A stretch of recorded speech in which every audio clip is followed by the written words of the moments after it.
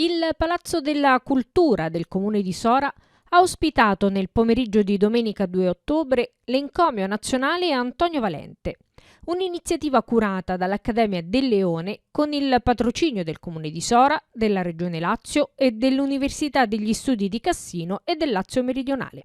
Ad aprire i lavori la madrina Deborah Bovenga, che ha sapientemente introdotto gli interventi dei tanti ospiti presenti che hanno riconosciuto il grande lavoro svolto dall'eclettico Antonio Mantova, che tanto si è prodigato per questa nuova edizione del premio e per l'inaugurazione dell'archivio dedicato a Valente.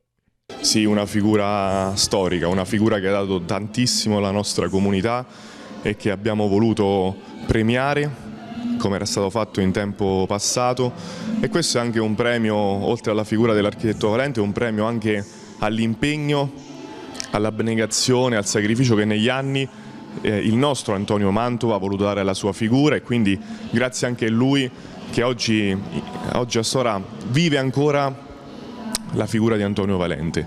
Noi tra poco inaugureremo il museo, siamo felici di aver riportato alla luce Antonio Valente, perché insieme a Vittorio De Sica e tanti altri sono dei personaggi illustri, figli della nostra città, e quindi sono contentissimo che c'è una sala piena di persone. Un ringraziamento anche alla famiglia che è venuta qui a Sora proprio per testimoniare il loro affetto e la loro vicinanza a tutti quanti noi. È un sogno che si realizza, sono felicissimo perché io adoro questo personaggio, questo genio assoluto, e bisognava riprendere in suo nome questo premio che è stato interrotto per vari motivi. Adesso l'abbiamo ripreso, speriamo che venga la scadenza annuale, perché bisogna, è un atto di promozione verso Sora e verso questo grande artista, è un altro aspetto della promozione.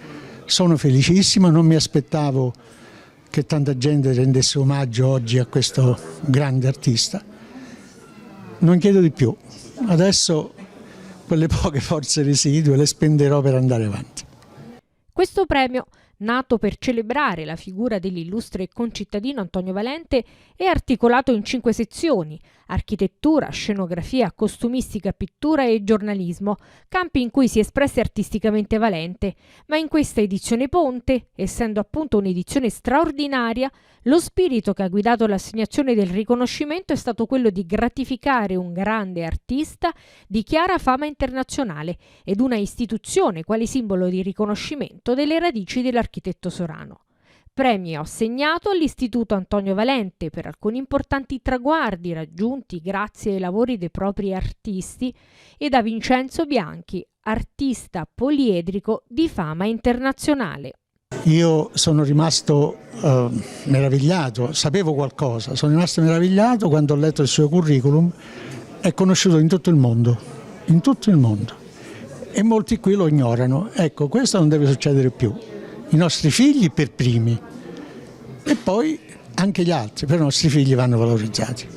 A conclusione di questo pomeriggio culturale, il taglio del nastro ufficiale dell'archivio dedicato ad Antonio Valente, con il pronipote dell'artista ed il sindaco Luca Di Stefano, che è sempre aperto a tutti coloro volessero osservare alcune opere di Valente e tanti oggetti personali a lui appartenuti. Nel primo piano una sezione con le opere raffiguranti Valente eseguite da artisti ed amatori di tutta Italia. Questo l'ho voluto perché è il pronipote, è come un buon auspicio per le future generazioni. È di auspicio e di augurio che le generazioni future amino l'arte, perché solo amando l'arte si diventa civili, sensibili e buoni.